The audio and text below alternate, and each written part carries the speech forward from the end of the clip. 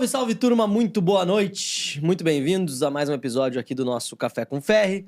Queria agradecer vocês a todos pela sua audiência, convidá-los a compartilhar esse vídeo com seus amigos, porque hoje a gente inicia aqui uma nova etapa do nosso podcast. A gente vai fazer uma entrevista diferente hoje, onde a gente está convidando todos os possíveis especulados presidenciáveis para o ano de 2026, onde nós vamos trazer as mesmas perguntas para todos eles, na primeira metade desse podcast. Na segunda metade, aí a gente vai com tema livre. Então, é um prazer enorme. Queria agradecer demais quem nos ajudou a chegar até aqui. Minerva Foods, nossa patrocinadora, Adapta.org e também a XTB. Todos os links para tu saber mais sobre os nossos patrocinadores estão aqui na descrição do vídeo. Rafael Ferri, bem-vindo. Começaram as eleições com a presença ilustríssima do governador Romeu Zema, um outlier na política nacional. A virada eleitoral mais impressionante que eu me lembro de cabeça num estado complexo, segundo maior colégio eleitoral do Brasil, Minas Gerais. Queria agradecer demais a presença do governador aqui hoje. Governador, obrigado demais. Nós fizemos 15 perguntas sobre temas diversos, que nós vamos abranger de A a Z aqui, sobre o futuro do Brasil. Eu acredito que os próximos 12 meses, 14, 15 meses vão ser os mais importantes. 12 meses dos próximos 20 anos, talvez, no Brasil. Próxima eleição vai ser uma guerra muito pior do que a última. E a gente fez uma lista de perguntas aqui, que eu vou começar primeiro. Eu queria agradecer demais, novamente, a presença do governador, que eu sei que ele tem uma agenda extensa. Trazer um governador do segundo maior estado do Brasil aqui, um dos maiores estados do Brasil, para falar conosco, é complicado. Essa agenda é complicada. Então, obrigado, governador. Eu vou começar, governador. É uma honra. A gente inicia agora 45 minutos dessa sabatina. Depois desses 45 minutos, a gente vai para temas mais livres. Rafael Ferri. O Brasil precisa voltar a crescer, governador. Carrega um estado muito pesado e ineficiente. Na sua visão, qual é o caminho para a gente gerar um crescimento sustentável com responsabilidade fiscal, que não é o que o governo atual está fazendo? Primeiro, quero agradecer Corleta, Ferri, a oportunidade de estar aqui com vocês. Muito bom participar desse podcast que é tão famoso, que tem aí 2.300.000. 2.300.000 inscritos. Exatamente. Então, parabéns aí pelo final do ano que vem, 10 milhões é a nossa meta, governador. Olha só, que beleza. Vamos chegar.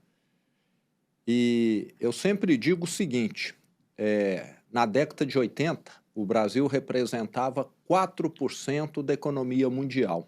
Nós estamos representando atualmente cerca de 2,2% e com tendência de queda. Isso demonstra que o Brasil tem ficado para trás.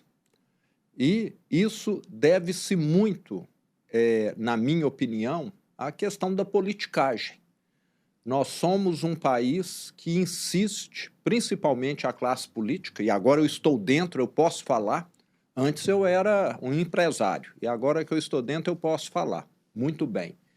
Há uma visão de que você tem de ganhar eleição e não consertar o país. E quem só quer ganhar eleição quer fazer o quê? Gastar. E quem gasta faz o quê? Provoca inflação, provoca incerteza, faz a taxa de juros subir. E um dos maiores problemas que nós temos no Brasil, eu já fui empresário mais de 30 anos, é taxa de juros alta.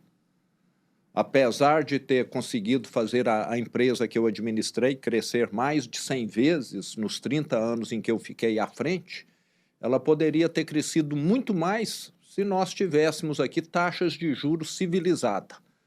A Selic hoje, 14,75. Quem consegue um retorno para o seu negócio pagando essa taxa de juros? O que eu tenho encontrado hoje são empresários falando: eu estou trabalhando para pagar juros e perdendo. Eu não fecho a minha empresa porque eu espero que tenhamos um futuro melhor. O grande problema do Brasil chama-se custo de capital, que pode ser corrigido por um governo federal que não gaste mais do que ganha, e também o custo Brasil, além do custo de capital. É muita burocracia. Eu assumi um estado que não recebia investimentos. Para vocês terem ideia, nós já levamos para Minas Gerais, nesses 6 anos e meio, 490 bilhões de reais de investimentos. Em dólar, isso vai dar o quê? Uns 90 bilhões de dólares. A maioria dos países do mundo não conseguiram atrair isso. E sabe por quê?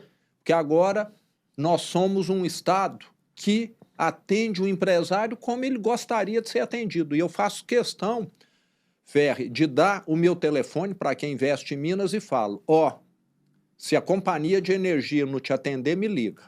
Se a sua licença ambiental, sanitária, o seu regime tributário especial ficar engavetado, me liga. Eu acompanho. E quem investe em Minas sabe que nada vai ficar parado no que depende do Estado.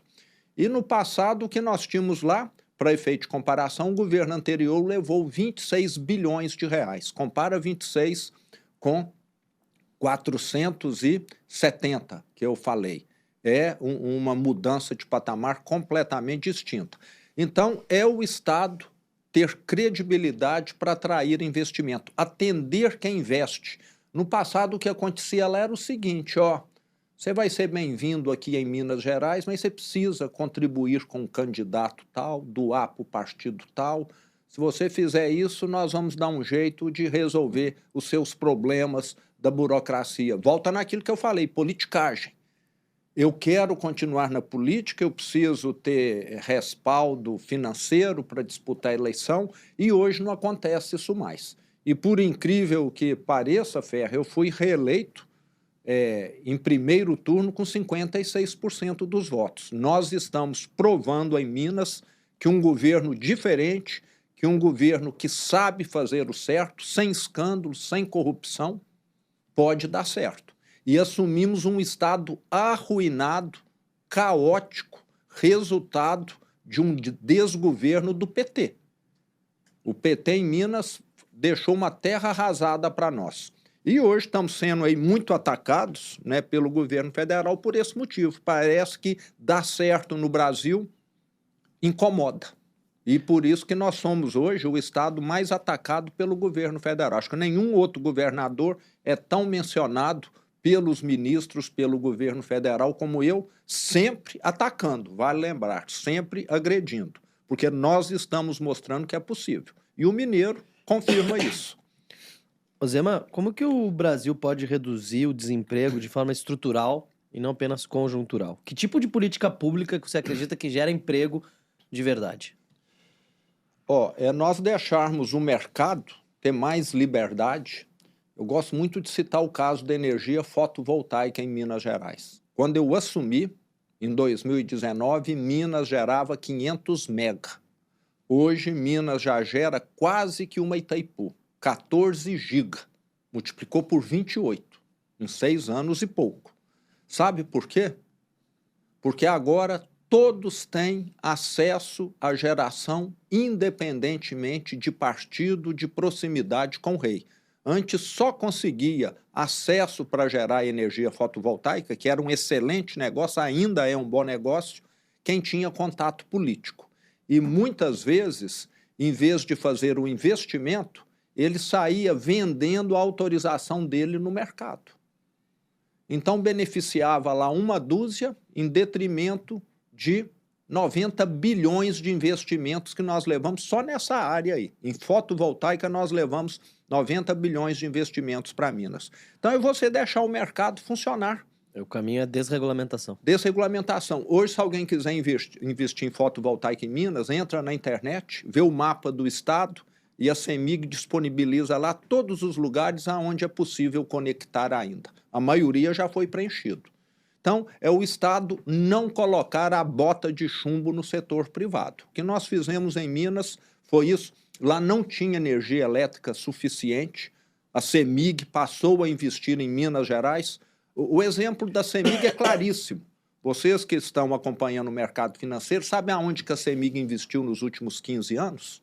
Antes de nós chegarmos? Na Light, no Rio de Janeiro. O que aconteceu lá, vocês sabem. Na Renova, no sul da Bahia, vocês sabem também, Belo Monte, Santo Antônio, 14 bilhões de prejuízo. E o Estado de Minas não recebeu nada de investimento, sucateado. Então, fizeram isso por quê? Visando ganhar a eleição e não visando o desenvolvimento econômico. Político no Brasil quer só voto, não quer desenvolvimento. E lá nós temos um modelo mental diferente. Governador, qual a sua leitura sobre a política monetária brasileira e o papel do Banco Central? O senhor acha que juros altos são uma escolha ou é um sintoma de um problema estrutural do Brasil? É claramente um sintoma. Tanto é que hoje tem um presidente do Banco Central que foi indicado, né, pelo presidente da República e que não conseguiu reduzir a taxa de juros, porque ele sabe que se fizer isso, ele vai causar um problema enorme na economia. E nós temos hoje uma situação antagônica no Brasil, né, que é o governo federal gastando,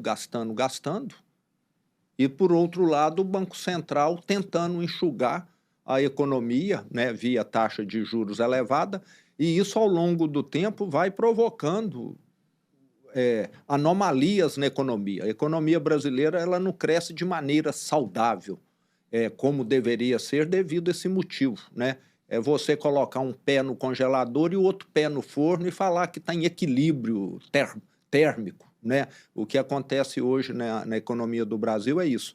É muita gente que tem empresa perdendo dinheiro e os rentistas que têm dinheiro aplicado ganhando mais do que deveriam devido a toda essa anomalia que é causada. A taxa de juros é uma transferência de dinheiro do pobre para o rico. Exatamente. Esse governo que fala que é o governo que quer distribuir renda, é o que mais concentra renda no Brasil.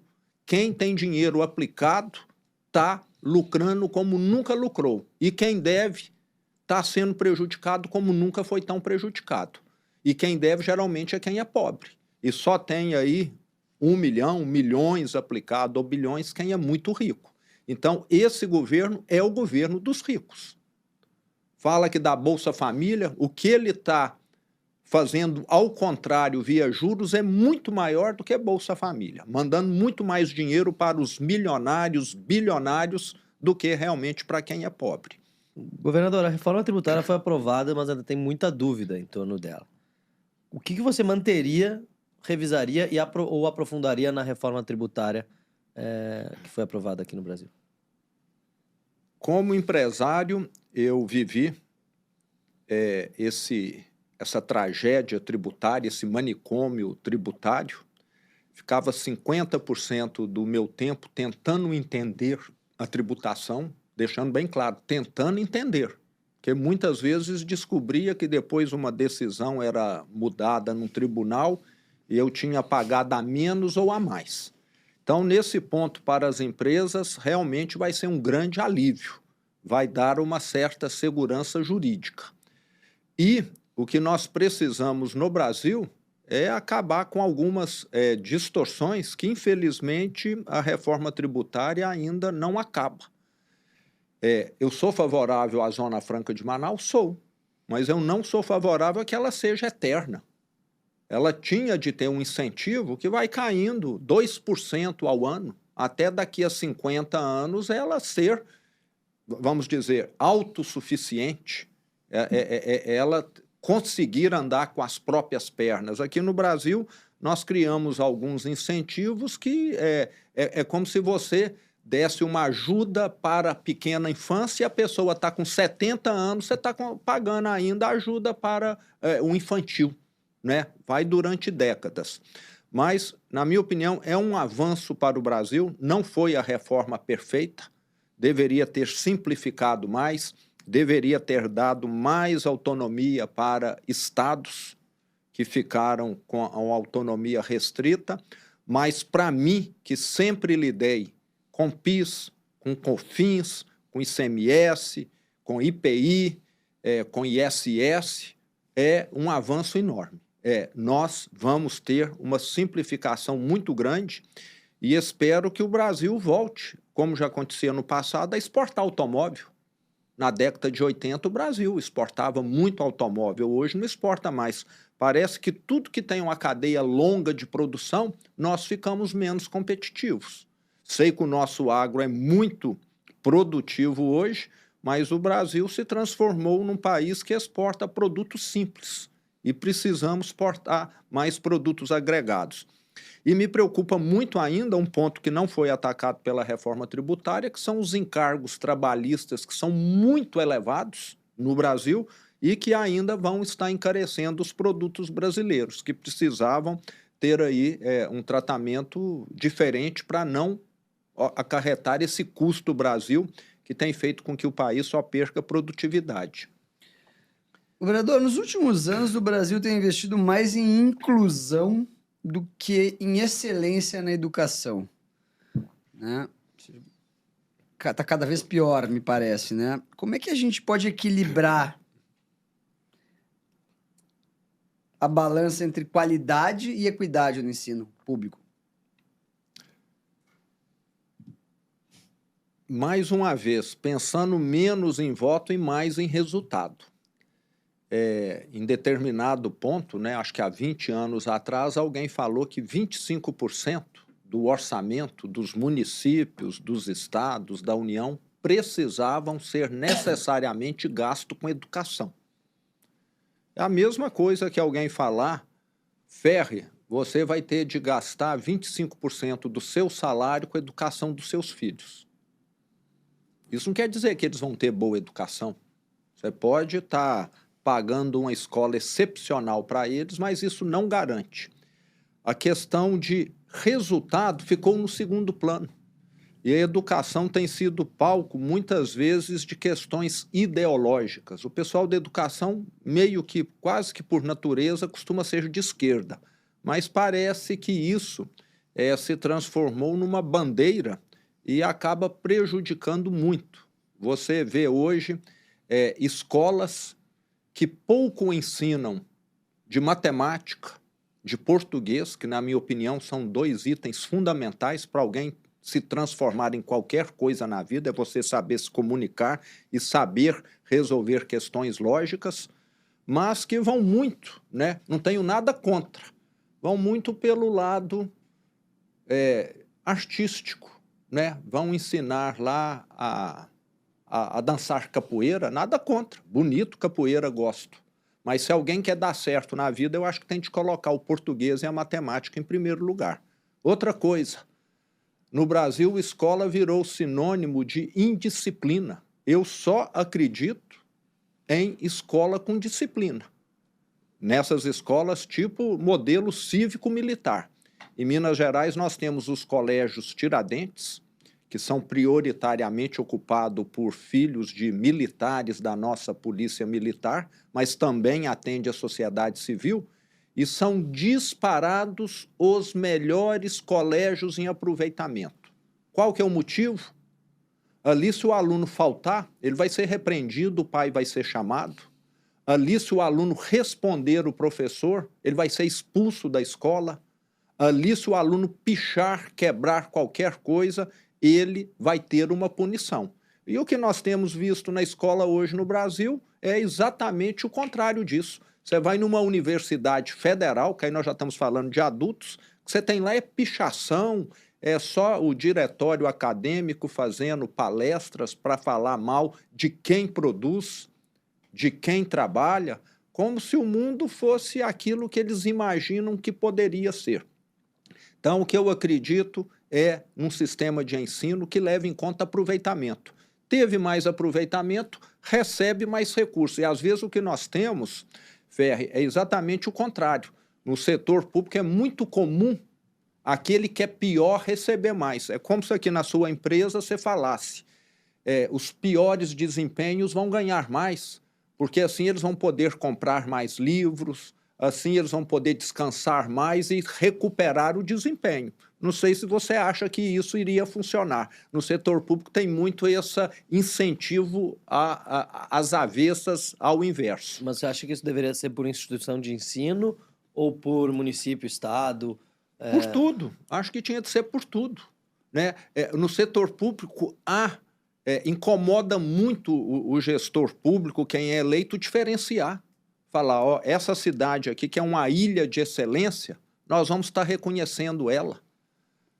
Parece que isso no setor público, para quem é candidato, é como se fosse algo impossível de fazer, porque é como se ele esquecesse os ruins.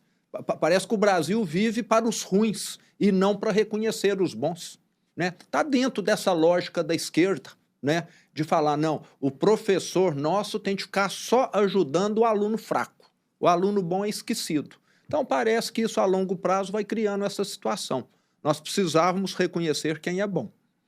E na saúde, governador, o que é possível fazer para aumentar a eficiência do SUS sem necessariamente implicar em aumento de gastos nessa área? Pagar por produção. É o que nós estamos fazendo em Minas. Em boa parte do estado hoje, nós já não temos mais fila para cirurgia eletiva. Por quê? Porque antes, os hospitais, as santas casas, muitas vezes recebiam de acordo com os contatos políticos. Ah, manda tantos milhões para cá que nós estamos apertados. Hoje recebe por produção. Operou, recebe. Não operou, não recebe. E tem muito ainda, hoje no Brasil, essa questão do recurso ir, não para o médico que opera mais, mas para o médico que tem mais contatos, que apresentou um projeto bonito, que fez alguma coisa que impressionou alguém que libera a verba. Nós temos de mandar para quem opera, para quem cura, para quem resolve. E hoje a saúde em Minas tem avançado muito, como eu falei, em muitas regiões, 0 fila de espera. Se você tem um diagnóstico que recomenda uma operação, você vai aguardar os 15, 30 dias para poder agendar a sua cirurgia. É o tempo, e isso tem feito uma diferença gigantesca. Vamos falar sobre violência. Um dos grandes temas da eleição do ano que vem. Acho que é o principal tema da eleição de 26. Como o senhor avalia o papel da segurança pública hoje no Brasil e da legislação penal que a gente carrega, que parece que é um problema e um dos pilares dos problemas aí? Ferri, nós não tínhamos entrado nesse assunto ainda, mas eu acho que aí está boa parte da origem dos muitos problemas que nós temos no Brasil. Um dos motivos do Brasil ser um país caro é devido à segurança pública. Toda empresa, todo condomínio, muitas pessoas contratam segurança privada, tem sistemas de segurança, empresas têm perda com furtos, com roubos, com assaltos, etc. Tudo isso compõe o custo do Brasil. E no dia que esse problema for reduzido no Brasil, nós vamos ser um país mais competitivo e um país muito melhor para viver. Há quantas décadas o Brasil é o campeão mundial dos homicídios? Se não me engano, há mais de 3 décadas já. Né? Uma medalha de ouro nada honrosa. Aqui se mata, pelo que eu acompanho, né, mais do que todas as guerras que estão em andamento mundo afora, somadas. Guerra da Ucrânia, lá no Afeganistão tem alguma coisa, se somar tudo não dá o que tem de homicídio aqui no Brasil. E isso demonstra a inoperância da nossa classe política. Parece que aqui eles querem endeusar o bandido, idolatrar o bandido e demonizar a polícia militar, a polícia civil. Um país que faz isso é um país que incentiva a criminalidade. O custo da criminalidade no Brasil é muito, muito baixo. Poucos homicídios são solucionados, pouquíssimas pessoas são condenadas, e o que está acontecendo é reflexo dessa ideologia que tem prevalecido aí nos últimos 30 anos, que não consegue resolver. Temos aí uma PEC da segurança agora. Essa PEC da segurança é colocar pneu novo num calhambeque. Nós precisamos trocar o carro, não é colocar o pneu novo só não. Eu tive recentemente em El Salvador, que talvez é o caso mais emblemático de país que teve uma redução de homicídio nunca vista na história. Eu não tenho nenhum conhecimento de um país que tenha conseguido reduzir a sua taxa de homicídio em 99% num intervalo aí de 3 anos. E fizeram isso lá como? Colocando o bandido atrás das grades. Enquadraram as facções criminosas, o crime organizado, que só tem crescido aqui no Brasil, enquadraram eles como organizações terroristas. Todo mundo está preso e a criminalidade caiu mais de 99%. Se nós pegarmos hoje as Américas, o país mais seguro das Américas é El Salvador. Antes era o Canadá. O Canadá agora é o 2º lugar. E há 6, 10 anos atrás, um dos mais perigosos, violentos, era exatamente El Salvador. Então tem remédio. Só que todo mundo fala, o que se aplica lá não se aplica ao Brasil. Na minha opinião, se aplica totalmente. É declarar aqui o crime organizado, organização criminosa, e colocar esse pessoal atrás das grades. E lembrando que hoje nós já temos no Brasil 23 milhões de pessoas que vivem em território do crime organizado, sendo extorquidas, pagando taxas, tendo tribunal do crime para decidir qualquer coisa ali, e o Estado cada vez mais distante, menos presente nessas comunidades que já inclui 23 milhões de pessoas. E nada é feito. E vem com uma PEC que é uma maquiagem, como eu falei aí. Resolve muito pouca coisa.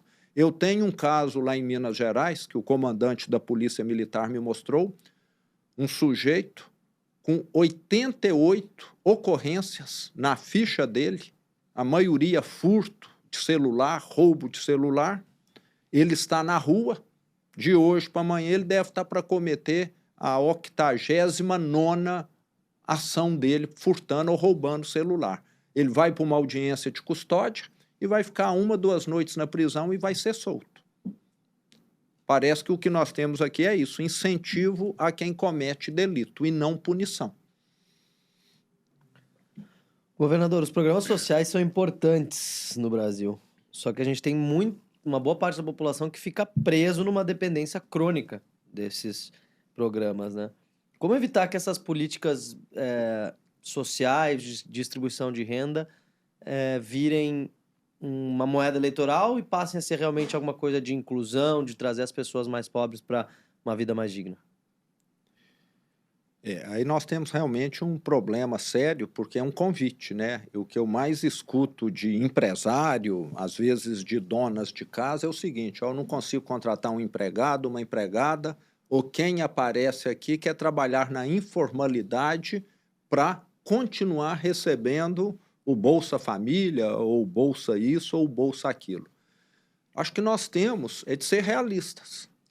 Se alguém fosse trabalhar, deveria ter uma queda no pagamento do auxílio muito pequena no início, para incentivar a pessoa a se formalizar, porque isso virou um círculo vicioso. Nós temos pessoas que recebem auxílio, família, Bolsa Família, etc., há 20 anos, nesse período só faz bico, e quem faz bico se qualifica.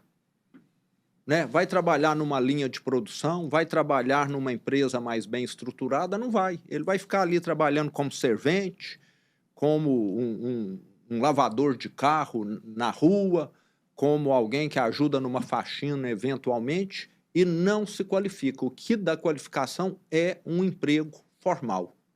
Então, nós tínhamos de rever essa questão. Eu sou favorável a continuar, muita gente depende disso para viver, mas nós tínhamos de facilitar essa transição do trabalho precário, do trabalho informal, que não gera qualificação, para um trabalho qualificado que gere uma transição. E a pessoa ir vendo que, ao longo do tempo, quando ela vai se qualificando, o salário dela na empresa aumentando, que ela não tem mais necessidade de receber aquilo. Então, acho que é enxergar o mundo real. E lá em Minas nós temos um programa que tem ajudado muito, porque parece que também, né, nós somos aqui uma sociedade de bacharéus que valoriza demais diploma. Estudar é bom, né, mas conhecimento é uma coisa, diploma é outra. E lá em Minas nós temos valorizado conhecimento. Nós temos hoje o maior programa de formação técnico-profissional do Brasil. 140 mil alunos fazendo cursos técnicos em escola particular, em escola privada, não é em escola pública, não. E ainda recebem auxílio alimentação e auxílio transporte. E é um modelo dinâmico, porque como se trata de escola privada, esse modelo ficou totalmente dinâmico. O que acontece? O aluno tem interesse em ser técnico em manutenção de máquinas agrícolas, ele vai fazer o curso lá de 2 anos. E esses cursos são oferecidos aonde a agricultura é uma atividade dinâmica. Se ele está numa cidade turística, nós vamos ter lá curso em técnico de hotelaria, em gastronomia, coisa desse tipo aí. E esses cursos são alterados com o tempo de acordo com a demanda de cada cidade e região. Já formamos 90 mil e estamos com 50 mil em andamento nesse momento. E tem sido um sucesso. Conheci gente que se formou em técnico de eletrônica, como aconteceu em Itajubá, que é uma cidade onde tem bastante indústria no sul de Minas, e lembro bem o nome do rapaz, Kevin, 20 anos de idade, e ele falou: governador, fui promovido aqui na indústria que eu trabalho porque agora eu tenho o título, o conhecimento de técnico de eletrônica. Então, isso muda a vida das pessoas. Então, acho que são várias ações, não é só a questão de adequar o Bolsa Família, você precisa dar qualificação para essas pessoas e o brasileiro hoje precisa ter curso técnico de verdade. Parece que nós temos aqui ou faz faculdade ou não é nada. Nós poderíamos, como muitos países têm, fortalecer esse meio termo aí, que é a grande massa dos trabalhadores. Então, a pessoa que recebe um auxílio, ela assina a carteira, ela deveria continuar recebendo o auxílio. Vamos dizer, continuar recebendo 80% do auxílio durante 6 meses. Aí ele vai assinar sem medo nenhum. E uma coisa, se amanhã ele perdesse o emprego, ele voltaria para 100% no mesmo dia. Você está entendendo? Deveria ter uma transição não traumática e com possibilidade de reversão. Isso é que eu vejo, e depois de 6 meses cairia para 70%, depois cairia para 60%, à medida que ele se qualificasse no emprego, o próprio salário dele tivesse ali um crescimento, esse auxílio, esse complemento diminuiria. Governador, como garantir a liberdade de expressão no Brasil quando as decisões do STF têm sido vistas por muitos como movimentos de formas de censura? Como que a gente vai garantir se o próprio STF está censurando? Como a gente vai garantir a liberdade de expressão se os próprios movimentos políticos do STF são interpretados como censura? É um ponto que preocupa muito e, na minha opinião, um governo que quer calar, que quer censurar, é governo que tem medo do que está sendo dito, né? Acho que o único motivo é esse. E eu continuo muito confiante, nós vamos ter uma eleição em 2026 e eu espero que nós tenhamos aí uma boa renovação na Câmara dos Deputados e também no Senado para mudarmos isso por completo. Realmente tem se tornado um problema para o Brasil você ter um governo cuja prioridade número 1 é querer controlar aquilo que está sendo dito nos meios de comunicação, nas redes sociais. Censura, nós sabemos, só existe em governo autoritário. E parece que isso tem acontecido. Mas eu estou confiante, Ferri, que em 2026 nós vamos ter aí condição de termos um Senado e também uma Câmara Federal que leve adiante esse tema aí com mais relevância, porque, caso contrário, daqui a pouco você vai ter de parar aqui com o seu podcast aqui, porque qualquer coisa que você falar que desagradar alguém lá em Brasília ou foi interpretado de determinada forma, pode te acarretar algum problema. Parece que a turma assiste lá aqui o podcast, por sinal. Queria pedir para vocês, por favor, compartilharem darem like no vídeo, obviamente, compartilharem esse vídeo nos grupos de WhatsApp com os amigos, para os amigos e os inimigos também, colegas de trabalho, mandem para os WhatsApp para a galera acompanhar. Governador, como que o Brasil deve se posicionar nas relações internacionais? Isso tem sido um tema muito relevante, especialmente agora com a grande mudança que a gente viu nos Estados Unidos, né, de política externa. Você vê que o Brasil deve se alinhar mais a blocos específicos ou seguir com uma postura mais pragmática, mais independente? Bom, eu gosto muito daquele ditado, diga-me com quem andas que direi quem és, né? Eu acho que fica muito claro. Eu acho que nós temos de afastarmos completamente, né, de países ditatoriais que deram errado, né? E aí nós podemos citar como exemplo claríssimo Cuba e Venezuela. Talvez tenha mais algum outro aí. Países que só andaram para trás, regrediram, de esquerda e ditatoriais. Mas a China é o maior parceiro comercial do Brasil. A China é um caso diferente, né? Inclusive estou indo para lá essa noite, né? Sabemos que tem lá suas diferenças. A China acho que tem algumas coisas que o Brasil deveria se inspirar, né? Que é um regime legal que não tolera roubo, que não tolera muita coisa, não, né?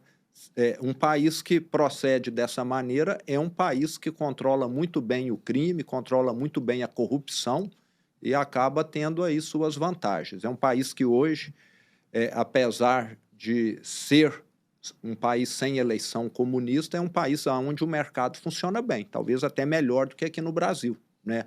Com empresas crescendo, quebrando, dando certo, dando errado, e é um grande país, um grande parceiro comercial. Acho que o Brasil não pode fechar os olhos para os grandes parceiros comerciais, mas precisa ter um posicionamento, né? Nós prezamos democracia, nós prezamos livre liberdade de expressão, que eu sei que lá não tem, né? É um país que deixa a desejar nesses pontos, espero que avance, mas nunca podemos estar próximos desses países que nós sabemos tudo aquilo que nós não queremos aqui, que é ideologia de esquerda, que é população submissa, que é não realização de eleição, que é um mercado controlado e país que não desenvolve. E o que nós vimos aí há pouco tempo, com a presença do presidente na Rússia, foi ele assentado lá ao lado de diversos ditadores, que eu nem me recordo quais são. Confiança nas instituições brasileiras sofreu abalos sísmicos recentemente. Como o senhor acha que a gente consegue resgatar a credibilidade e o equilíbrio entre os poderes no Brasil depois de toda essa tensão que a gente tem vivido?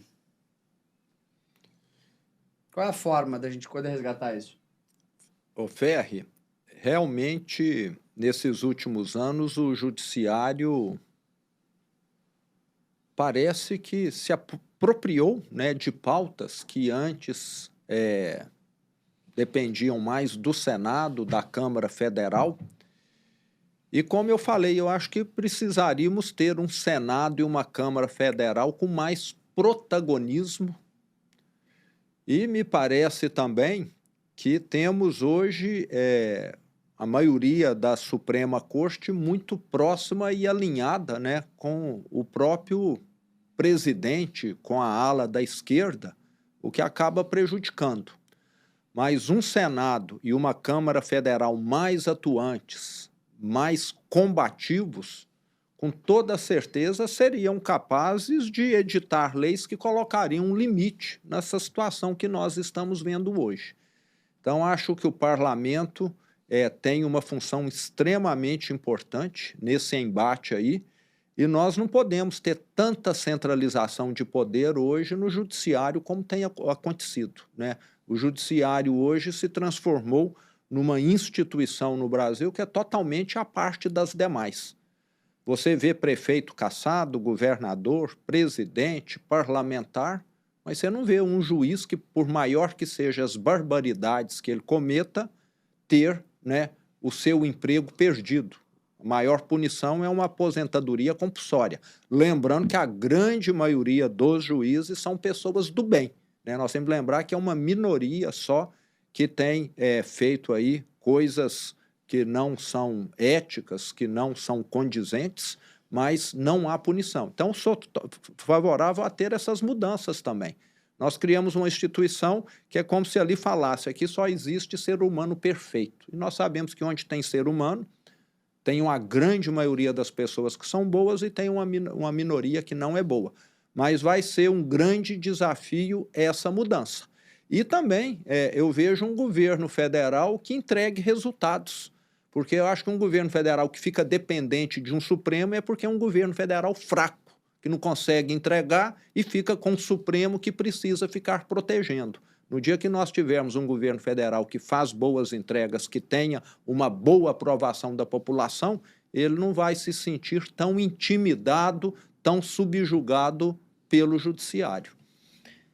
O Brasil tem uma infraestrutura defasada, cara. Quais são as melhores oportunidades de modernização e eficiência na logística do Brasil? Então, Corleta, isso aí tem tudo a ver com o que nós falamos no início, taxa de juros alta. Para colocar um projeto de pé aqui no Brasil, pagando 14,75% ao ano de custo de capital, esse projeto tem que ser muito bom. No dia que nós tivermos um governo que gaste menos e que, consequentemente, venha a ter as contas controladas e uma taxa de juros menor, a infraestrutura avança muito. E um dos problemas do Brasil nesses últimos 30 anos é exatamente isso. Eu, na minha vida profissional, eu fiquei 30 anos viajando. Eu assumi uma empresa varejista com 4 lojas, em 30 anos nós fomos para 470 lojas. Eu rodei mais de 2 milhões de quilômetros, principalmente no estado de Minas, para poder fazer essa expansão, para poder acompanhar a operação dessas unidades. E eu passava, há 30 anos atrás, por uma estrada que tinha um movimento mínimo, e hoje essa estrada continua a mesma, e eu penso que o trânsito deve estar 6, 8 vezes maior. Não se investiu. Antes eu levava 1 hora em determinado trecho, hoje eu levo 2 horas para fazer esse trecho. Então, o Brasil piorou em infraestrutura. O que antes levava 1 hora, leva 2 horas hoje. E aí tem a taxa de juros, que é um grande impedimento, talvez o maior deles, mas temos questões também de licenciamento ambiental, de questão de alguém ali que se enquadrou para proveito próprio como comunidade quilombola, como comunidade indígena, e que acaba fazendo com que a obra se inviabilize ou atrase anos.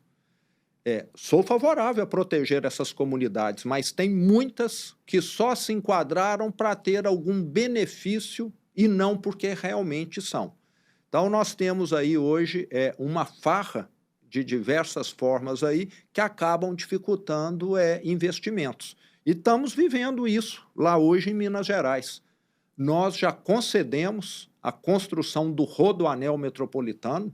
Vocês sabem como o Rodoanel aqui de São Paulo fez melhorias aqui para a região metropolitana, e lá em Minas nós vamos começar. E estamos aí com esses obstáculos, entende? Mas vamos superá-los, com toda certeza. Mas atrasa muito, dificulta, encarece. Então, nós precisamos determinar que algumas obras de interesse público têm de ter um tratamento especial. E enquanto o Rodoanel não acontece lá, em Belo Horizonte, o que está acontecendo lá? Mortes em sequência no anel viário. É rara a semana que não tem uma morte. Congestionamento que polui em muito. Então, essa questão vai afetar uma área verde aqui, mas se não afetar, está poluindo muito mais hoje com congestionamento. Então, nós precisamos enxergar o mundo como um todo, e tem gente que parece que fica enxergando só uma parte. E o maior obstáculo hoje, sem dúvida, é essa taxa de juros que não coloca os projetos de pé. Reforma política é um debate antigo e sempre adiado.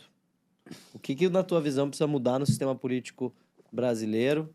Fala-se em semipresidencialismo, fala-se em voto distrital. O que você vê como reforma política fundamental para o Brasil entrar no trilho? Eu sou favorável ao voto distrital. Nós temos cidades em Minas Gerais que têm 300 mil habitantes, não tem um deputado estadual e não tem um deputado federal. Não tem representação. Só uma cidade. Se pegar a região toda, talvez 500 mil de habitantes. Então, você deixa de ter algumas regiões representadas, o voto distrital seria um avanço muito grande. O voto distrital, o que ele acarretaria também? Eleições muito menos onerosas. Poderia reduzir o fundão eleitoral, o fundão partidário aí, que eu acho que somados custam 7 bilhões por ano. Sou totalmente contrário. Sei que é uma pauta difícil, mas pelo menos precisava ser reduzido. Eu fui eleito sem gastar nada. Provei que é possível fazer uma campanha com custo mínimo. O meu voto lá em 2018, com o voto do meu concorrente, acho que foi 20 vezes mais barato. Não é a metade, não. 20 vezes mais barato. E político, acho que quer andar de jatinho, quer ficar em hotel de luxo, mas pegar o carro, estrada de terra, desconforto, não quer, não. Então, acho que deveria dar o exemplo. Não, nós vamos reduzir o fundo partidário, vamos reduzir o fundo eleitoral. Precisávamos, eu sou da opinião também, de acabar com reeleição, que seria muito bom, porque aí a pessoa, acho que governaria de uma maneira diferente e unificar. O Brasil, todo ano ele para. Ou para eleger prefeito, vereadores, ou para eleger governador, presidente e deputados. Deveria ser tudo junto. Vai parar uma vez, e aí, se possível, por a cada 5 anos. Então, você já pensou, numa década nós vamos ter 2 anos eleitorais só? Pode diminuir fundão eleitoral, fundo partidário. Sou favorável também à candidatura independente. Eu só estou na política, Corleta, por causa do Partido Novo. Foi o único no qual eu me senti confortável. Que eu falei, aqui eu não vou me envolver em escândalo, aqui eu não vou precisar fazer nada errado, aqui as mulheres que estão vindo é para ser candidata, não é laranja, como muitos partidos fazem. O Partido Novo me deu conforto. Se não fosse o Partido Novo, eu não seria político e muito menos governador de Minas Gerais. E deveríamos também exigir transparência dos partidos políticos. Partido político no Brasil, na minha opinião, é a maior caixa preta que existe. No Partido Novo, eu posso falar que se for uma auditoria lá, dá para auditar e emitir um parecer. Acho que nos outros vai ser difícil. Recebem 7 bilhões e não prestam conta. E gastam, muitas vezes, com aquilo que não deveria. Então, acho que essa reforma é necessária e dá essa independência. Se alguém quer ser candidato sem nenhum partido, que seja. Nós não estamos numa democracia, por que alguém teria de se submeter a um partido? E hoje nós precisamos lembrar também que os grandes caciques políticos mandam mais do que a maioria dos políticos no Brasil hoje. E tem aí vamos dizer, um interesse gigantesco, para alguém ser presidente de um partido, porque ser presidente hoje, como ele não precisa prestar contas, é melhor do que ser dono. Se alguém é dono de uma empresa que fatura 100 milhões por ano, ele é fiscalizado pela Receita Federal, estadual, municipal, tem de prestar conta de tudo. Agora nós estamos falando aí de partidos que administram valores muito maiores, não precisa prestar conta de nada. Esse é um problema do Brasil também. Sindicatos que recebem recursos do Estado também não prestam conta. Tudo caixa preta. É dinheiro público. Como que pode isso? Na minha opinião, totalmente inadequado e errado. E a reforma política seria, em vários pontos, como eu falei, não reeleição, a cada 5 anos, eleição toda junta, voto distrital.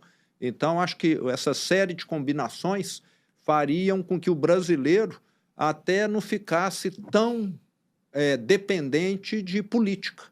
Se alguém vai em Minas Gerais, acho que vai ver pouca coisa ligada ao meu governo lá, porque nós não temos corrupção, nós não temos escândalo, nós não ficamos fazendo matéria só para sair na mídia, nós estamos preocupados em fazer entrega. E parece que aqui no Brasil política virou show, virou atrativo como midiático aqui, precisa estar na mídia. Então, é algo que realmente melhoraria muito a política. Governador, quais são os principais entraves para o empreendedorismo? Como destravar o ambiente de negócios sem aumentar o risco fiscal, que hoje é o grande problema brasileiro?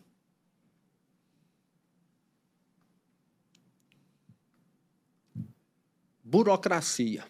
Dá para simplificar muita coisa, Ferri. Em Minas, nós eliminamos mais de 2.000 normas que engessavam diversas atividades. Deixamos de exigir alvarás para mais de 700 atividades em Minas. E é possível, sim, simplificar. Quero te dar aqui um exemplo claro. Minas Gerais é praticamente sinônimo de queijo artesanal, né? Acho que todo mundo... E é bem bom. Queijo Minas, né? Quando nós assumimos há 6 anos e meio atrás, pouquíssimos produtores tinham condição de atender às normas sanitárias que o Estado exigia. 98% acho que operava na informalidade. Nossa. Nós refizemos essas normas, simplificamos, o investimento que era demandado caiu muito. Antes, praticamente, se exigia que o pequeno proprietário rural fizesse quase que um mini laticínio para poder atender às normas. Nós adequamos isso, hoje com investimento talvez 50 vezes menor, ele consegue produzir o queijo. Precisa de uma sala azulejada, com acesso restrito, tudo em aço inox, o que tem contato com queijo, coisa simples, nada sofisticado. Mas o que aconteceu depois disso? O queijo produzido de forma legal multiplicou diversas vezes. No início desse ano, eu tive numa cidade que tem 7.000 habitantes, São João Batista do Glória. Está próximo aqui do estado de São Paulo, de Batatais. Ribeirão Preto, Batatais, está ali depois São João Batista do Glória. Está bem próximo da Serra da Canastra. Uma produtora lá, dona Nilceia, que eu conheci, ela e o marido, numa propriedade que tem 6 hectares, uma micropropriedade, 6 hectares é uma propriedade bem pequena. Só os dois, eles produzem queijo artesanal Canastra, que é um dos selos que nós temos lá, de região, e depois de pagar energia, ração do gado, veterinário, medicamento, combustível, tudo quanto é despesa, esse casal com 6 hectares ganha livre R$30 mil por mês. Então, quando você tira os entraves, quando você promove um produto, nós vamos ter agora, semana que vem, vocês estão convidados até para ir na Expo Queijo, que é a maior exposição feira de queijos da América Latina, que nós vamos ter lá na cidade de Araxá. E vamos levar mais de 800 tipos de queijos diferentes, e lá vai ganhar medalha de ouro na categoria tal, de prata, de bronze, não sei mais o quê. E o queijo artesanal mineiro, não sei se vocês acompanharam o ano passado, ele foi reconhecido como patrimônio cultural imaterial pela Unesco. Então, está numa crescente. Esses produtores de queijo artesanal, que são mais de 30 mil, hoje conseguem uma renda muito, muito maior do que conseguiam há 5, 8 anos atrás. E eu converso, eu não comentei aqui, eu sou um governador chão de fábrica. 1, 2 dias por semana eu estou no interior do estado. Faço questão de ir de carro, até para ver como as estradas estão, e sempre converso com esses produtores de queijo. E praticamente todos eles, sem exceção, me falam que tem um problema hoje para resolver, que eles não estão conseguindo resolver, que é atender a demanda. Problema bom, você concorda? Não é? Se você não conseguir, está atendendo toda a sua clientela. Chega mais pedido do que eles conseguem. Então, o Estado, quando ele direciona, é possível, sim, ele fomentar. E aí eu citei o exemplo do queijo, o mesmo raciocínio nós poderíamos quase que aplicar o café também. 4 anos atrás, na cidade de Patrocínio, nós tivemos lá um produtor de café que vendeu a produção dele por R$63 mil a saca. Não sei se vocês acompanham, mas hoje a saca de café vale R$2.400. Ele vendeu por R$63 mil. Por quê? Porque a nossa Emater tem feito lá um grande avanço com os produtores de café que passaram a produzir cafés especialíssimos mesmo. Como esses vinhos raros, nós temos cafés lá hoje que alcançam essa marca de preço. E temos pequenos produtores que conseguem produzir 100 sacas por ano, mas ganham mais do que, às vezes, quem produz 500 do café commodity. Então, você precisa ter essas alternativas. Parece que o Brasil ficou preso nessa questão de só commodity. Dá para fazer com qualidade também. Esse raciocínio se aplica à cachaça também e há vários outros produtos lá em Minas que nós estamos saindo só desse preço de commodity e fazendo um produto que é totalmente diferenciado. Zema, como que se governa hoje em dia? A realidade do Congresso exige articulação política. Como que se forma uma base de apoio sem cair no velho toma lá da cá, de cargos, de emendas, de autorização de projetos, para comprar esse apoio, né? Por muitos anos isso funcionou no Brasil, mas hoje em dia parece que não funciona mais. Como que se governa hoje em dia? Acho que é deixando as regras claras. Lá em Minas nós temos uma proximidade que só melhora com os deputados estaduais, e um deputado estadual de determinada cidade ou região, ele conhece muita gente competente, mas nós deixamos claro para esse deputado, nós temos aqui a Superintendência Regional de Educação, que está vaga, pessoa que estava aqui saiu, sei que você tem interesse, você tem alguém competente? Ele fala, tem. Primeiro, nós vamos testar se essa pessoa é competente ou não. E segundo, nós deixamos claro, qualquer deslize que essa pessoa fizer, ela está fora. Então, é possível sim. E muitos políticos conhecem pessoas competentes, até porque são da região, já acompanham, têm o histórico de 10, de 20 anos com a qual convivem lá. Aqui na empresa de vocês sabem quem aqui é melhor nisso, melhor naquilo, quem é mais competente. Então, é você direcionar. Eu falo que quando as regras ficam nítidas, transparentes e você deixa claro qual é o objetivo final, é difícil de dar errado. Agora, o problema é quando você fala, eu quero o seu voto, você põe lá quem você quiser. Aí você vai ter problema. É o que está acontecendo aí com o PT em Brasília, né? Loteou tudo sem nenhum critério, colocou um sujeito lá que fez assédio sexual, colocou outro que é corrupção, colocou outro que não acompanhou direito, aí é estilo PT mesmo, fazendo as coxas, só para ter voto e, por incrível que pareça, não estão tendo. Encerramos agora nossas 15 perguntas da sabatina com o só governador para a gente Romeu registrar, Zema. foram 58 minutos, então daremos 58 minutos para todos os outros presidenciáveis. Vamos abrir aqui. Primeiro eu queria, em primeiro lugar, dar parabéns pelo trabalho. E Clareza das ideias. Clareza das ideias. Eu, como empresário nesse país, quero lhe agradecer por ser um patriota, porque eu sei que esse trabalho é dificílimo, não é para qualquer um. Tem que ter muita raça. E tem que querer muito ajudar o Brasil, principalmente para um empresário muito bem sucedido, como o senhor é. Muitos outros tentaram. Eu acho que 99% ficou pelo caminho, ninguém aguenta mais que 1, 2 anos. O senhor está aí há 8 anos fazendo esse trabalho brilhante. Eu, em nome dos brasileiros empreendedores, queria lhe agradecer e lhe dar parabéns. Eu vou abrir a segunda etapa aqui, lhe perguntando se a direita vai unida para 2026 ou vai rachada. Fere, ela vai unida, mas provavelmente no segundo turno, pelo que eu acompanho. E é bom, porque acaba que hoje eu vejo que a direita tem diversos bons nomes no Brasil, né? E que bom que isso aconteça. O que prova que a direita forma mais gente boa do que a esquerda, porque a esquerda parece que só tem um nome, né? Que já deu o que tinha de dar.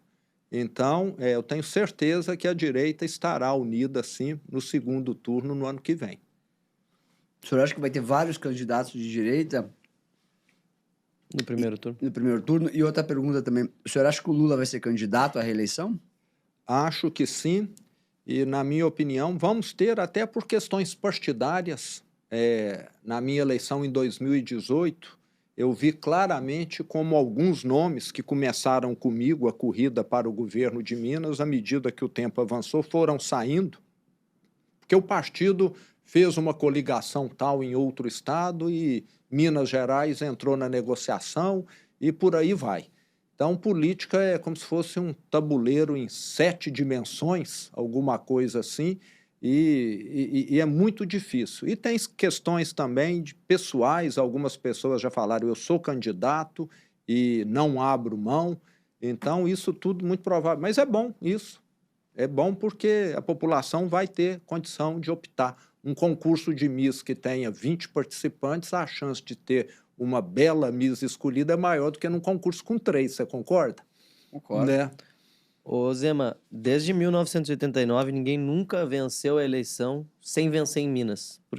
Isso é uma coincidência, é um tabu, ou tem alguma razão por trás disso, na sua opinião? Bom, o motivo aí é porque Minas Gerais é uma síntese do Brasil. Até algumas indústrias, quando vão lançar um produto, lançam só em Minas para poder avaliá-lo. Porque Minas tem uma parte que parece com São Paulo, tem uma parte que parece com Rio, tem uma parte que parece com o Nordeste, tem uma parte que parece com o Centro-Oeste. Nós estamos ali no meio de tudo isso. E, então, como nós somos um estado amostra do Brasil, acaba coincidindo que o Brasil sempre tem um resultado que coincide com aquele de Minas Gerais. Ô, governador, deixa eu lhe perguntar uma coisa. O Brasil não aguenta mais 4 anos de PT, na minha humilde opinião aqui, dada a bagunça que a gente está vendo, principalmente na economia. A gente teve um problema de fiscalização no Pix, que gerou um escândalo, depois a gente teve um escândalo de 100 bilhões do INSS, que foi visivelmente abafado. O Brasil não suporta. O que o senhor acha que é o candidato mais competitivo para derrotar o PT em 2026? Eu diria que os candidatos da direita são extremamente competitivos. Os que já se manifestaram estão aí mais em evidência. E eu posso te dizer, Ferri, que eu assumi um estado arruinado pelo PT. Eu não sei se você acompanhou Minas Gerais há 7 anos atrás. Nós tivemos lá prefeitos que renunciaram, que adoeceram e até que suicidaram, porque os prefeitos em Minas, na gestão do PT, tem de ficar muito claro, não recebiam os repasses do ICMS, do IPVA, do Fundeb, que é o Fundo da Educação. O governo do estado passou a reter aquilo que era das prefeituras. E é difícil administrar uma cidade recebendo. Sem receber, então, nem se fala.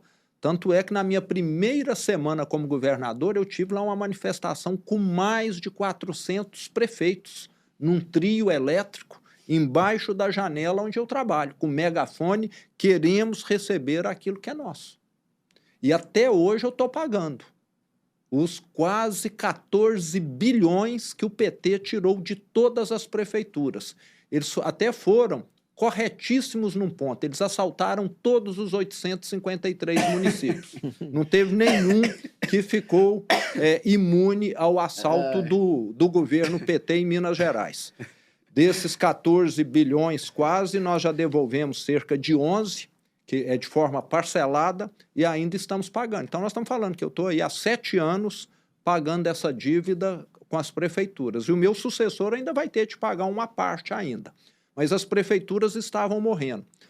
Outra calamidade que eles fizeram lá em Minas, o nome de 240 mil funcionários públicos, pensionistas e aposentados foram incluídos no SPC Serasa, porque eles descontaram da folha de pagamento o empréstimo consignado e não pagaram os bancos.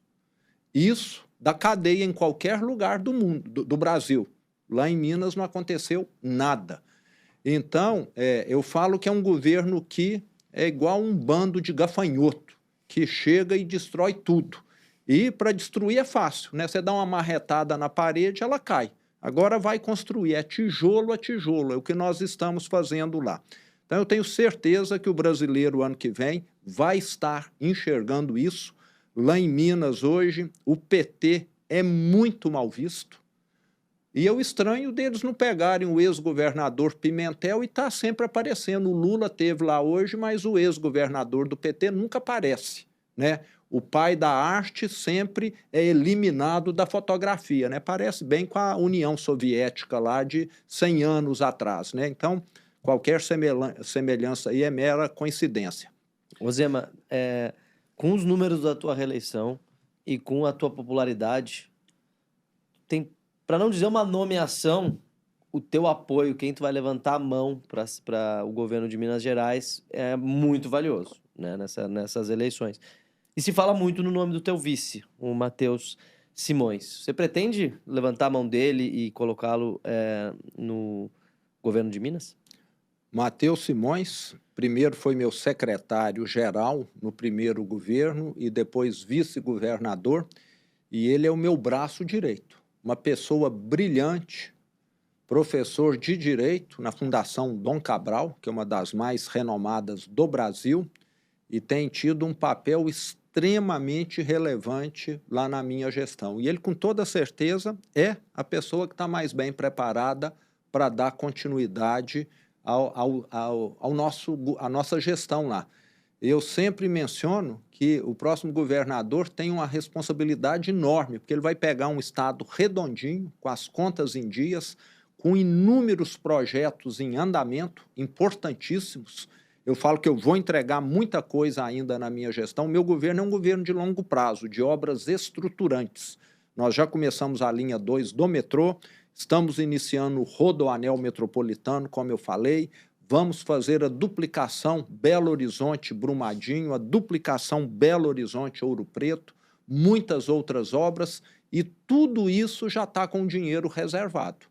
Então, precisamos ter um governo sério para executar dentro do cronograma tudo isso. E lembrando que eu recebi um estado que era um cemitério de obras inacabadas, vandalizadas, abandonadas pelo PT. Vou entregar exatamente o oposto, um canteiro de obras em andamento. E o Matheus Simões, com toda certeza, é a pessoa certa para dar continuidade. Zema, como é que você vê o futuro? Já temos aqui, então, o apoio do governador Zema a o Simões no ano que vem, é isso? Exatamente, uma pessoa boa para vocês conversarem aí depois. É oficial isso, então? Oficial, sim. O senhor já tinha falado isso publicamente, não? Já tinha manifestado que o meu apoio é a ele, exatamente. Ô Zema, como é que você vê o seu futuro na política? Você pretende concorrer a um cargo executivo para presidente no próximo ano? Se não, dependendo das alianças, você consideraria um cargo legislativo? Voltaria para a vida privada? Como é que você está vendo assim, esse período pós segundo mandato de Minas? O Corleta, eu não sou político de carteirinha, né? Então eu acabo tendo uma liberdade muito maior do que aquele político que depende de eleição. E eu não tenho muito perfil legislativo. Eu não sou muito de ficar debatendo, ficar lá trocando ideias, não. Eu gosto de pegar o carro e ir para campo para ver como é que está o mundo real, o que está precisando lá aonde se produz, aonde a vida acontece, que é o que eu fiz a minha vida inteira. Igual eu te falei, eu fiquei 30 anos rodando, dirigi mais de 2 milhões de quilômetros. Eu falo que conhece Minas Gerais melhor do que eu quem é caminhoneiro ou representante comercial, porque eu conheço boa parte do estado. E eu sempre tive, né, o perfil de montar time. Montei time lá na minha empresa, que fez a empresa, como eu te falei, sair de 4 para 470 unidades. É a única sobrevivente hoje no estado, rede maior, que tem mais expressividade. Todas as outras, infelizmente, com e-commerce, com mudanças no varejo, desapareceram. Uma empresa que está profissionalizada, que funciona redondinha, que dá mais de 5 mil empregos diretos, que tem os balanços auditados. E no governo do estado o que eu fiz foi a mesma coisa, foi montar um time lá excepcional. Hoje, modesta à parte, eu tenho orgulho do meu time que eu montei lá. São secretários que são da área, uma participação muito grande do sexo feminino, uma participação enorme de profissionais de carreira. Para você ter ideia, o meu secretário de Educação, que lidera mais de 200 mil pessoas na área da educação, são 3.600 escolas, ele era professor de escola e diretor, e hoje é secretário de Educação. Isso nunca tinha acontecido em Minas. Era sempre um figurão político que ocupava o cargo. Isso até também faz todo o impacto para você ter uma gestão adequada e colocar quem entende. Então, acho que devido a essa minha trajetória, esse meu perfil aí, eu tenho de continuar no executivo mesmo. Eu não teria, acho que, esse perfil de ficar lá discutindo ideias, etc. Não, o meu negócio é colocar a mão na massa e fazer a coisa acontecer. Então é ou presidência ou voltar para o varejo. Exato. Quero ajudar o Brasil aí, mas vou estar participando muito. E você participaria de um outro governo, por exemplo, se a gente tivesse um candidato eleito que lhe convidasse a um ministério, a participar e ajudar dentro do executivo, mas não sendo o cabeça de chapa? Acho que isso tudo depende de conversar, né? Eu quero estar ajudando muito o Brasil. E lá em Minas nós provamos que é possível consertar, né, a peste PT. Né? Lá em Minas o PT foi igual uma peste mesmo, um bando de gafanhoto que destruiu o Estado como um todo. Então, o principal objetivo nosso ano que vem é tirar o PT. Esse é o principal objetivo nosso. Governador, nós tivemos aqui no podcast dois dos maiores líderes políticos do Brasil, dois líderes do Centrão. Presidente do Partido Progressista, Ciro Nogueira, o presidente do União Brasil, Antônio Rueda. Se o senhor for eleito presidente da República, o senhor vai governar junto com o Centrão, assim como o Bolsonaro? Feri, todo apoio político é importantíssimo, né? Eu, apesar de não ser político de carteirinha, né, eu vi isso claramente. E desde que haja ética, desde que haja propostas para melhorar, no caso atual, Minas Gerais, ou melhorar o Brasil, todos serão bem-vindos. Agora, não me chame para participar de coisa errada, aí eu estou fora. Aí eu não aceito, não. Para mim, transparência foi até uma coisa que nós não mencionamos aqui. Quando eu assumi Minas Gerais, o estado de Minas estava na 22ª colocação do ranking da Controladoria Geral da União, da CGU, que faz um ranking da transparência dos estados. Hoje nós estamos em primeiro. O voo que eu faço no avião do estado, no mês seguinte ele está no portal da transparência. Para onde eu fui, quem foi comigo e o que eu fui fazer. Agora, por que lá em Brasília fica colocando sob sigilo 50 anos as coisas? Parece que não pode mostrar. Então, quem compartilhar disso será muito bem-vindo. E é isso que o Brasil precisa. Eu só tenho uma pergunta aqui. Eu queria que o senhor enumerasse, desses 6 anos e meio de governo, quais foram os 3 principais erros que o senhor cometeu, que o senhor faria diferente, e quais os 3 principais acertos que tu fez e que tu acha que foram marcantes no teu governo?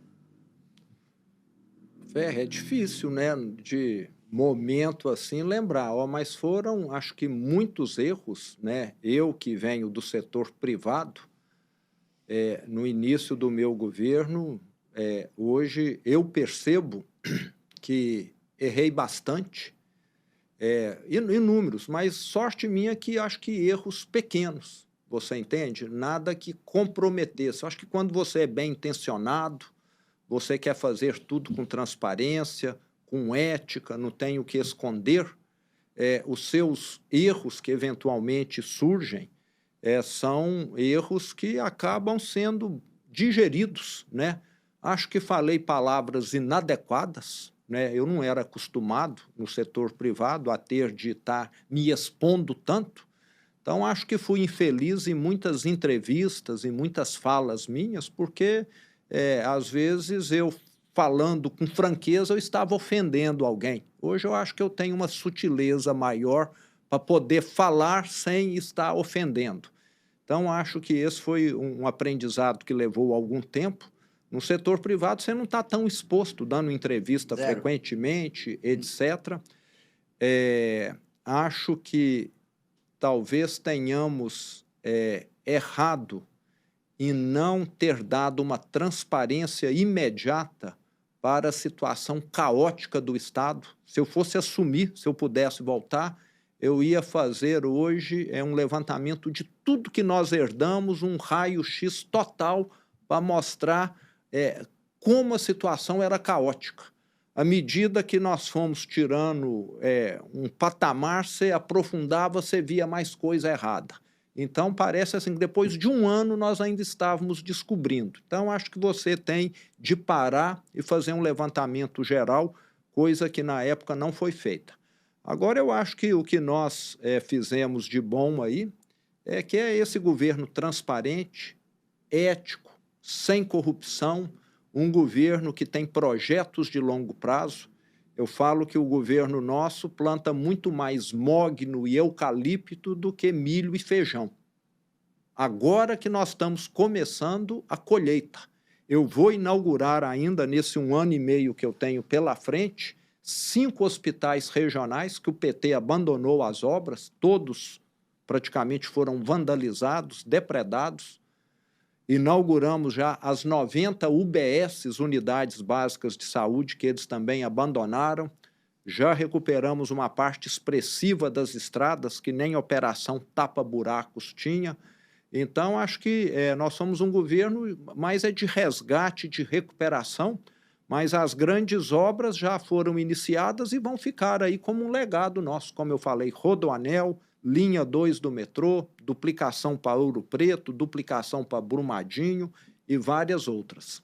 Zema, quais foram os erros que o Jair Bolsonaro cometeu na presidência que levaram ele a não conseguir se reeleger? Bom, eu acho que foi muito ligado à comunicação, né? Eu acho que em alguns momentos não houve uma comunicação adequada, as pessoas às vezes se sentiram talvez meio que ofendidas ou desconsideradas, então acho que foi muito nessa linha. Foi um governo que fez mudanças importantes, tivemos uma reforma da Previdência, tivemos a independência do Banco Central, importantíssimo. Se não fosse ele hoje, o Banco Central estaria aí refém de um presidente populista, irresponsável com relação à inflação. E eu acho que foi muito nessa linha que houve, infelizmente, um erro e ele acabou não conseguindo a reeleição. Governador, deixa eu perguntar, o senhor fez uma promessa de campanha que o senhor ia privatizar a CEMIG. E a CEMIG continua, né, nas mãos do Estado, né, e o senhor, que veio da iniciativa privada, eu acredito que o senhor acredita, a sua crença é que quanto o Estado menor o Estado, né, melhor. Né? Por que a CEMIG não foi privatizada? Fere, realmente essa proposta ainda está de pé e eu continuo confiante que nós vamos conseguir. Agora, o que eu posso... Teve avanços recentes, né? Oi? Teve avanços recentes nesse tema. Teve, né? Nós estamos lá com um projeto na Assembleia de que tanto CEMIG, Copasa e outras empresas venham a ser alienadas, não para o Estado arrecadar recursos, mas para quitar a dívida que o Estado tem com o governo federal.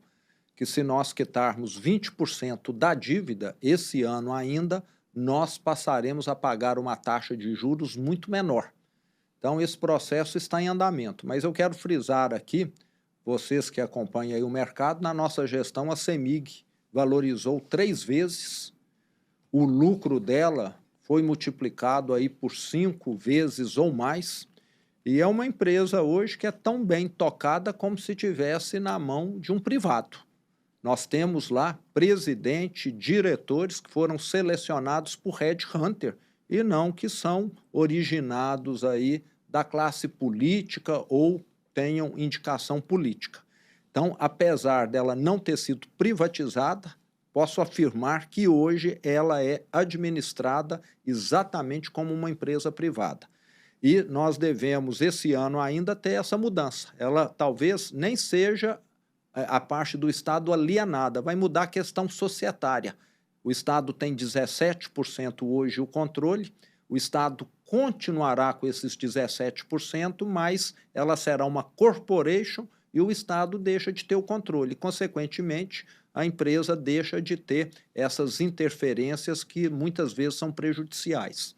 E existe a possibilidade de, em troca do saneamento dessa dívida, haver a federalização dessas companhias, Copasa e CEMIG? Então, isso foi assunto. Exato. Se o governo receber as ações da CEMIG, ele vai receber nessa situação de corporation. Então, ele terá lá 17%, vai receber os dividendos, mas não terá o controle. Ele vai ter votos, mas não o controle. Então, considero que é uma situação semelhante à da Eletrobras hoje e não será mais uma empresa estatal, mesmo o governo ou de Minas ou o governo federal tendo essa participação. O governador, deixa eu lhe perguntar novamente sobre 2026, certo? Nós temos hoje, Minas Gerais, o político mais querido do Brasil, né, nas redes sociais, Nicolas Ferreira, e ele é um postulante, talvez, ao cargo de governo do estado de Minas Gerais, né? O que o senhor acha? O senhor acha que ele vai ser candidato? O senhor acha que... como é que ficaria, né? Porque pelas pesquisas de intenção de voto, Nicolas Ferreira tem hoje 35% dos votos, certo? O Nicolas Ferreira se lançando a candidato a governador, ele vai ter o seu apoio ou o senhor vai apoiar o seu vice?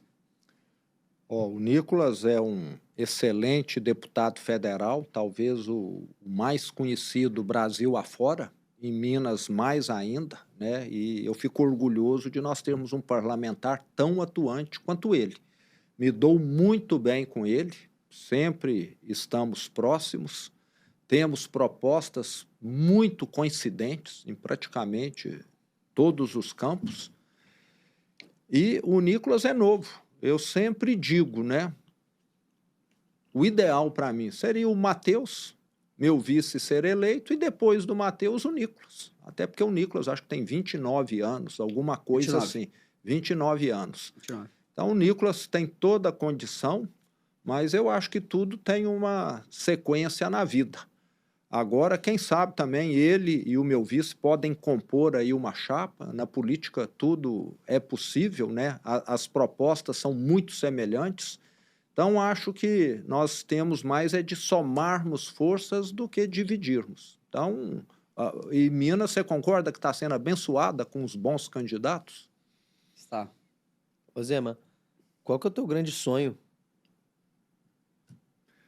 Meu grande sonho é a minha filha que mora em Londres voltar para o Brasil. E eu estou querendo ajudar a mudar o Brasil exatamente por esse motivo, entendeu? Ela fez cinema aqui na FAAP, em São Paulo. Minha família toda, eu, meu irmão, estudamos aqui em São Paulo, fizemos faculdade. Como nós somos do Triângulo Mineiro, é mais fácil vir para São Paulo do que ir para Belo Horizonte. E a minha filha viu que havia mais oportunidades na área dela, lá em Londres, já está lá há 7, 8 anos já, e eu tenho certeza que nós podemos ter aqui no Brasil algo que eu vi lá em El Salvador. Em El Salvador, depois que a questão da violência foi resolvida, depois que prenderam, né, os membros das facções criminosas e os homicídios foram praticamente eliminados, 300 mil salvadorenhos já voltaram para El Salvador. Tinham lá fora, acho que coisa de 3 milhões, 10% já voltaram. Não foram deportados, não. Falaram, eu vou voltar porque agora eu sei que eu não vou ser extorquido, eu sei que eu não vou ter de ficar recluso dentro de casa. Então, acho que o Brasil pode seguir nessa linha e o meu sonho é ver o Brasil andar para frente para minha filha falar, não, eu vou voltar porque aqui pode ser o país do futuro. O que o senhor acha que foi... O que o senhor vê de positivo no governo do PT? Quais são os acertos do Lula 3? Pergunta das mais difíceis essa, viu? O Ciro Nogueira falou que foi o pé de meia. Mas até no pé de meia tivemos caso aí de manipulação, de corrupção, não é isso? Eu acho que, em vez de falar de mais positivo, pode falar de menos negativo, né? Eu acho que talvez eles poderiam ter feito esse estrago todo que eles estão fazendo mais rápido, né? Talvez eles não estejam avançando tanto no estrago como poderiam estar avançando, mas é muito difícil falar de alguma coisa. Tem um ponto positivo, tem. Na área de infraestrutura, eles estão dando continuidade ao processo de concessão que foi construído no governo Bolsonaro. Já estava tudo planejado no Ministério da Infraestrutura e nós tivemos esse avanço. E tivemos também, inclusive com a participação nossa, um conserto. A tragédia de Brumadinho aconteceu no primeiro mês do meu governo. E nós fizemos o acordo da tragédia de Brumadinho, que fez com que os afetados, os atingidos, o Estado de Minas fosse ressarcido pelos danos. E a tragédia de Mariana, que tinha acontecido muito antes, na época do governo PT em Minas, na época do governo PT em Brasília, nada tinha acontecido para poder ressarcir e consertar, pagar os danos a quem foi afetado. E, finalmente, o ano passado, depois que eu acho que eles viram que nós fizemos completamente diferente, no caso de Brumadinho, finalmente nós conseguimos assinar o acordo da tragédia de Mariana. Mas se não fosse a tragédia de Brumadinho, provavelmente o de Mariana nunca teria sido revisto, porque ali foi feito algo que foi uma segunda tragédia, a bem da verdade. Torraram 20 bilhões de reais e nenhum afetado tinha sido ressarcido. Quem ganhou foi só consultoria, foi só assessorias técnicas, bem no estilo PT mesmo. O proprietário rural que foi afetado, o pescador que foi afetado, não tinha sido ressarcido. Então, mas isso já estava sendo gestado também. Então, pelo menos aquilo de bom, em alguns casos que estava sendo encaminhado, acabou sendo concluído. Ô Zema, o Haddad repetidamente prometeu que não haveria aumento de IOF. No entanto, ele parece que foi atropelado e a gente teve um decreto que acabou sendo revogado, enfim, até uma questão que está viva aí. Como é que você avalia o ministro da Fazenda? Você acha que ele foi visto em determinados momentos como alguém mais razoável dentro do governo que acabou perdendo força? Como é que você vê o trabalho do Fernando Haddad? Num governo que não tem nenhuma lucidez, ele parece ser o que mais tem ali, pelo menos é percepção minha. Mas é sempre voz vencida, porque é a grande maioria ali que prega irresponsabilidade fiscal, gastança, que acaba vencendo. Mas ele, acho que até por ser economista, tem uma certa noção de como isso pode ser pernicioso para o Brasil e tenta segurar. Mas é sempre uma voz mais isolada dentro do governo. Governador, nós temos aí um pêndulo para 2026 que o mercado financeiro enxerga como problemático, né? A gente tem um puxador de votos na direita, chamado Jair Messias Bolsonaro, que está impedido, né, de ser candidato, né? Dito isso, o Jair Bolsonaro precisa indicar um sucessor, né? E ele insiste em ele ser o candidato mesmo estando impedido, e eu concordo. Eu já falei para ele, inclusive, eu sei que ele se acha injustiçado, e eu concordo, mas o fato é que ele está impedido, ele não poderá concorrer, muito provavelmente, pelo andar da carruagem, do que nós estamos acompanhando no julgamento no STF, ele vai ser condenado, junto com outros, né? É o que diz os próprios advogados dele, então eu vou até usar a retórica que está na mídia, e ele não vai poder concorrer, correndo o risco ainda de ser preso. Dito isso, ele insiste em indicar alguém da família como o herdeiro, ao invés de o Tarcísio, ou o senhor, ou uma chapa entre vocês, ou o Ratinho, ou outro sucessor da direita. Qual a sua opinião sobre isso? O senhor acha que ele tem que indicar alguém da família que vai carregar a rejeição dele, obviamente, por causa do sobrenome, ou ele tem que indicar uma chapa que não for da família, com o apoio dele, com menos rejeição, para a direita ganhar? Qual a sua opinião sobre isso? Bom, primeiro, eu torço e até continuo confiante que ele reconquiste os direitos políticos dele, apesar que você mencionou, né, que pode ser que ele não consiga. E, na minha opinião, nós temos uma safra de bons gestores públicos que já provaram que conseguiram bons resultados à frente de seus estados, e eu acho que é algo que tem de ser colocado na balança. Acho que todos da direita têm propostas semelhantes. O que nós queremos é um país que não tenha censura, nós queremos um mercado que fique com menos amarras, que haja mais responsabilidade com gasto. Então, eu espero que se chegue aí a um denominador comum para que não ocorra aí algo que possa causar, né, um racha na direita. O senhor acha que vai ter um racha ou não?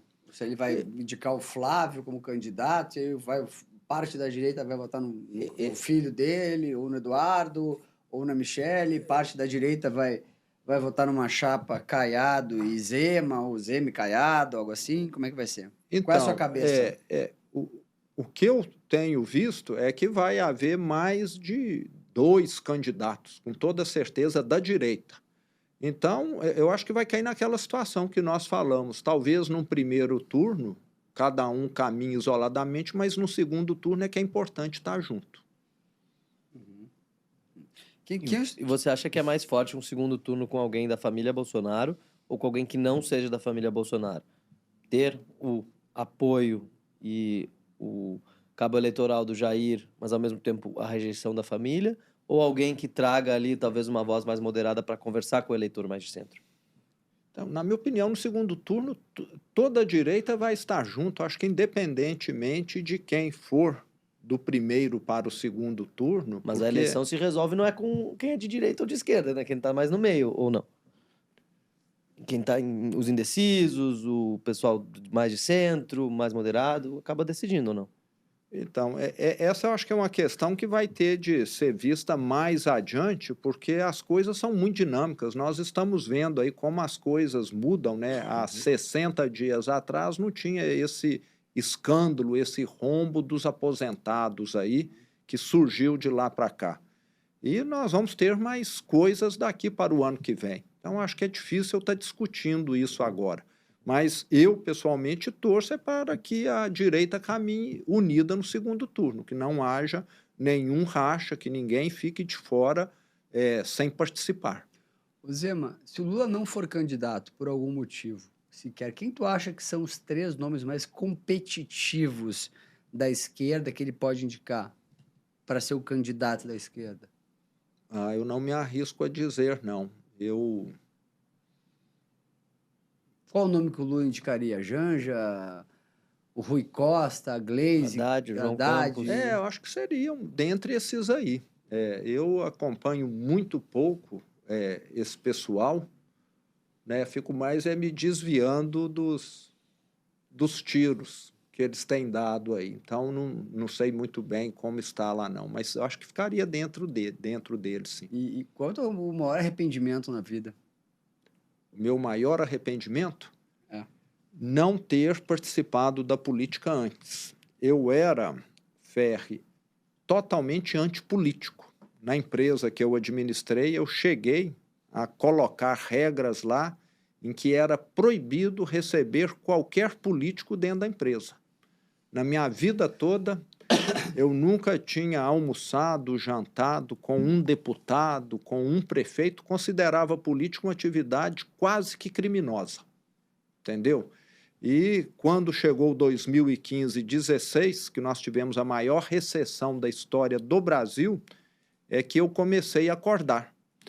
Eu falei, gente, eu estudei muito, construí uma empresa que cresceu, que é eficiente, e agora eu estou vendo aqui a minha empresa quase que ir para o buraco por causa dos escândalos que estão acontecendo lá em Brasília, no PT. Lembrando que foi mensalão, petrolão, lava-jato, mala de dinheiro, impeachment.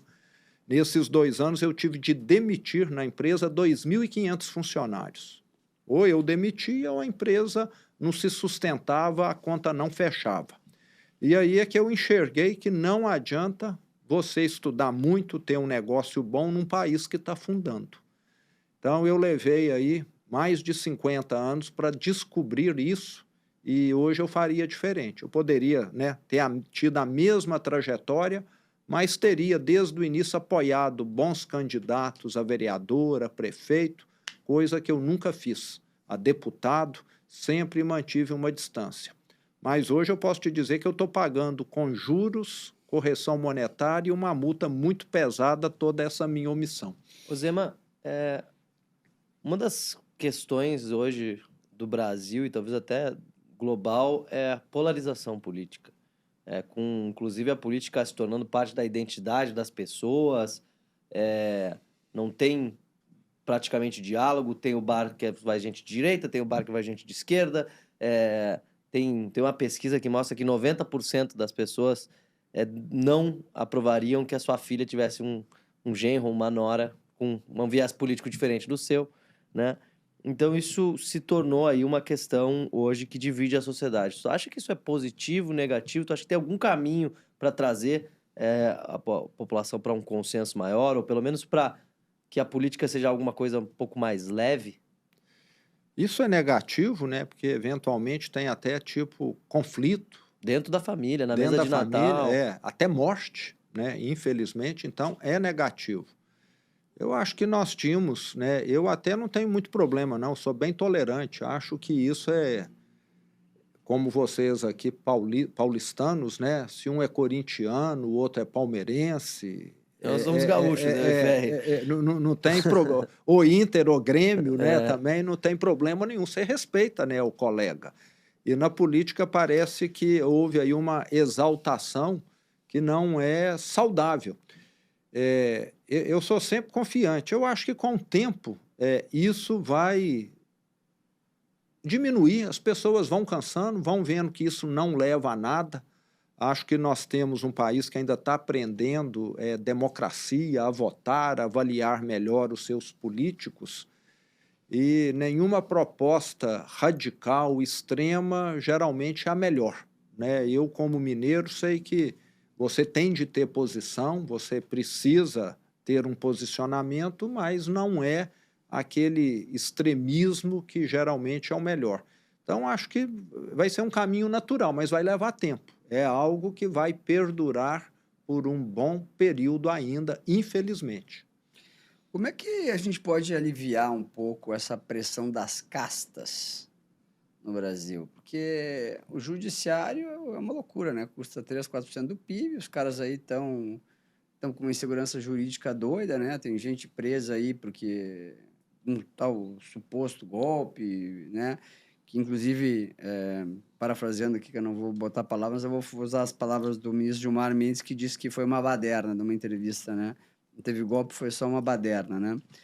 Como é que a gente consegue lidar, né? Toda vez que a gente precisa reduzir algum benefício no Brasil é impossível, né? Agora o Bolsa Família está 190 bilhões já, né? E esse gasto ele não volta nunca, né, Zé? Ele só aumenta, não consegue tirar 10 bi do Bolsa Família, só sobe, não volta mais.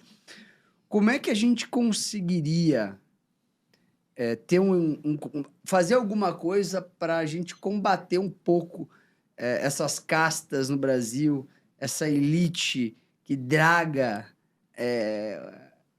parte do PIB? Ferri, eu acho que mudança rima com credibilidade. Eu acho que quem conquista resultados, que passa a ter credibilidade, passa a ter uma condição de estar fazendo mudanças. Isso acho que acontece, fica muito claro no setor privado. Alguém que fez um negócio, que constituiu algo, que avançou, parece que a empresa dele, a opinião dele tem mais peso do que daquele outro que não conseguiu essas conquistas.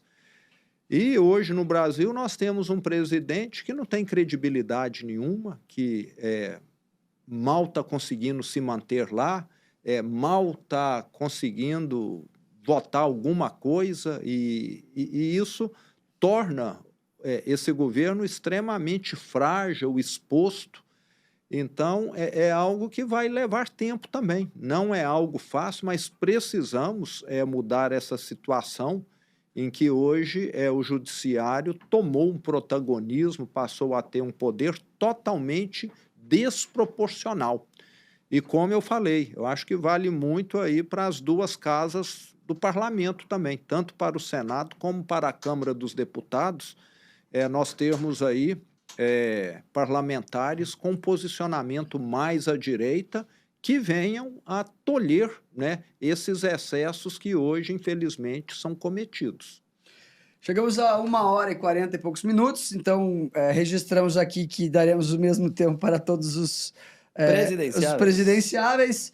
Eu queria agradecer demais a presença do governador aqui, papo excelente, uma clareza de ideias excelente, não é de graça que o homem foi reeleito com quase 60% dos votos, deveria ter sido mais, né? Mas talvez na próxima eleição eu faço votos de que o senhor tenha muito sucesso em 2026, que faça uma cabeça de chapa, uma composição de chapa que nos ajude a colocar o Brasil de volta nos trilhos. Parece que está tudo meio bagunçado. A gente tem alguns presentes aqui, tem sessão presentes aqui. Queria convidá-los todos a fazerem um churrasco com carnes da Minerva Foods, a usarem a inteligência artificial da Adapta no seu negócio, na sua empresa, no seu trabalho. E, se você gosta de mercado financeiro, acompanhar as cotações dos ativos através das plataformas da XTB.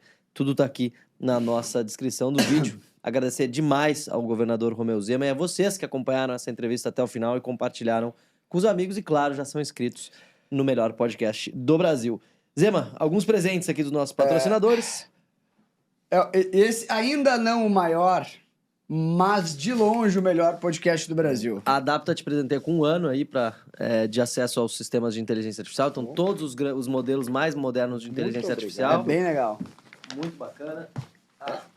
A Minerva Foods presenteia um kit de churrasco. Mineiro devia dar um kit de queijo, né? Mas serve para queijo também. E, inclusive, um churrasco para você levar para Não vai poder levar para a China, que o Gema tá indo para a China receber o caro daqui. Não vai poder levar para a China, mas a gente dá um jeito. Contra a vigilância sanitária. A gente pode mandar entregar também, se você não quiser levar agora, a gente manda entregar lá no caneca do podcast. Uma caneca do podcast. Muito aqui para você levar lá para o seu gabinete. Aqui tem muitos presentes aqui, governador. Aqui não é brinde, é presente. É presente. Sim. E a corretora XTB te presenteia aqui, ó, com quem gosta de avaliar ativos internacionais, XTB. Gente, é a parceira do podcast Café Zema, com Ferri. obrigado, parabéns. Que belo trabalho, que bela jornada, que bela história. O Brasil precisa de muitos Zemas. Temos poucos. Obrigadão. Eu é que agradeço a oportunidade, foi uma satisfação muito grande estar aqui com vocês e vamos fazer esse Brasil mudar. E Gente- esse trabalho de vocês contribui muito. Gente, muito obrigado. Compartilhem esse vídeo, curtam o vídeo. A toda a nossa audiência, muito obrigado pela sua paciência. Até o próximo programa.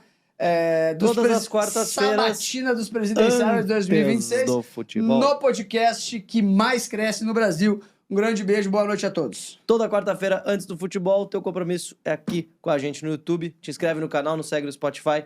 Valeu, um beijo pra todos. Até a próxima. Até a próxima.